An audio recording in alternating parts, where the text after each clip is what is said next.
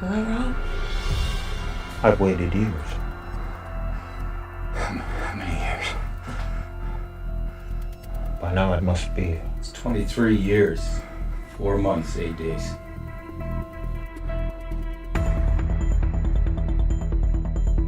Satu jam sama dengan 7 tahun. Kebayang nggak tuh? Ngedip aja udah kelewat berapa hari. Ini yang membuat film ini sangat keren, karena mengajak kita berpikir bahwa waktu itu relatif. Bisa jadi cepat, bisa lambat, maju atau mundur. Time's gonna change for me. You once told me that when you came back we might be the same age. Nah, ini bagian paling kerennya. Semua fenomena yang kita saksikan di Interstellar bisa dijelaskan secara ilmiah. Bahkan ada bukunya sendiri, yaitu The Science of Interstellar. Penulisnya bukan orang sembarangan. Dia adalah profesor fisika peraih Nobel yang terlibat langsung dalam pembuatan film ini. Namanya Kip Thorne, profesor fisika dari Institut Teknologi California, yang juga adalah temannya Stephen Hawking. Kalian harusnya tahu siapa itu Stephen Hawking. Ilmuwan jenius setara Einstein yang kisahnya juga pernah diangkat ke dalam film. My name is Stephen Hawking. Kip Thorne, pakar fisika peraih Nobel, dan Christopher Nolan, sutradara yang terkenal sangat idealis. Mereka berdua berkolaborasi membuat film ini yang bukan hanya jenius dari sisi ceritanya, tapi juga akurat secara ilmiah. Seakurat apa? Coba kita bahas. The planet is much closer to Gargantua than we thought. Gargantua. It's what we're calling them. The black hole. Miller's and Dr. Mann's planets both orbit it. Kalian tahu, di Interstellar ditampilkan black hole yang namanya Gargantua. Uniknya, belum pernah ada yang menampilkan black hole seperti ini sebelumnya.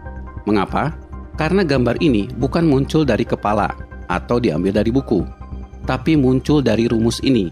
Rumus ini adalah rumus gravitasi Einstein yang ditulis ulang oleh Kip Thorne. Untuk apa? Untuk melihat bagaimana seharusnya black hole ditampilkan di layar dalam teori yang sebenarnya. Rumus ini kemudian disimulasikan oleh Kip Thorne dan timnya di dalam komputer, sampai akhirnya menghasilkan gambar seperti yang kita saksikan di Interstellar. And Oliver used equations that I gave to him, fed to him, to compute what this would look like if you're looking at this black hole in front of a large number of stars. Belum pernah ada yang melakukan hal ini sebelumnya. Kip Thorne lah yang pertama kali memvisualkan black hole dari rumus aslinya, dan untuk pertama kalinya ditampilkan di Interstellar. Artinya, kalian yang sudah nonton secara eksklusif untuk pertama kalinya melihat black hole dalam teori yang sebenarnya berdasarkan rumusan Einstein. Bahkan kalau kalian tertarik mempelajarinya, kalian bisa mendownload jurnal ilmiahnya bagaimana black hole ini disimulasikan.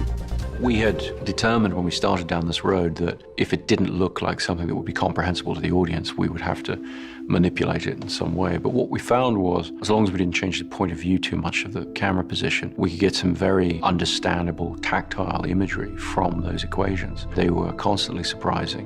Spoke to the maxim that truth can be stranger than fiction.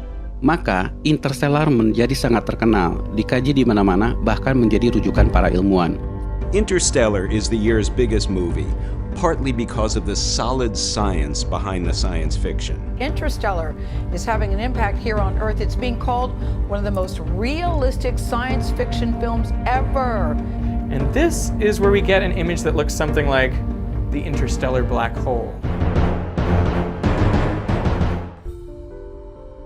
Lalu bagaimana black hole ini mengubah waktu 1 jam menjadi 7 tahun? Tolong simak baik-baik penjelasan ini. Kalau kalian paham, kalian akan mengerti apa yang terjadi. Ada 2 istilah yang selalu disebut di film ini, yaitu gravitasi dan relativitas. It's not a ghost. It's gravity. The only thing that can move across dimensions like time is gravity. 7 years back on Earth. That's relativity, folks.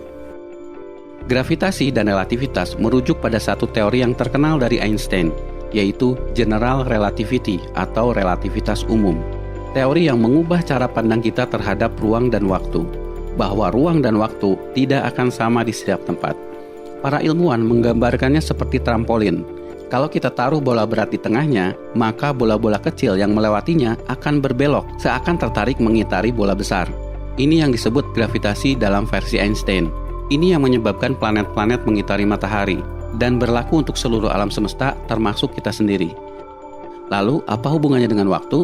Waktu tidak bisa dipisahkan dari ruang, itulah kenapa disebut ruang waktu atau space-time. Lembaran karet trampolin ini mewakili ruang sekaligus waktu. Artinya, waktu seperti karet yang bisa meregang akibat hadirnya sebuah benda bermassa besar seperti matahari. So the fact that time moves differently here on the surface of the Earth than in the satellite orbit is very, very important to getting the GPS to work correctly. Kita tidak merasakannya di bumi karena gravitasi terlalu kecil untuk kita merasakan perbedaan waktu. Tapi lain kalau kita mendekati black hole. Near a black hole, time's gonna change for me. The gravitational pull of the black hole, if you're at some fixed distance away from it, is the same as the gravitational pull of 3 suns. Black hole adalah benda angkasa yang masanya jutaan kali lebih besar dari matahari. Gravitasi yang luar biasa besar menyedot semua benda di sekitarnya, termasuk cahaya. Itulah kenapa disebut black hole, lubang hitam. Nah, seperti trampolin tadi, black hole membuat ruang dan waktu melengkung begitu hebatnya, sehingga waktu melambat sangat-sangat signifikan. That is precisely a precise analog of a black hole. All I do is change the labels.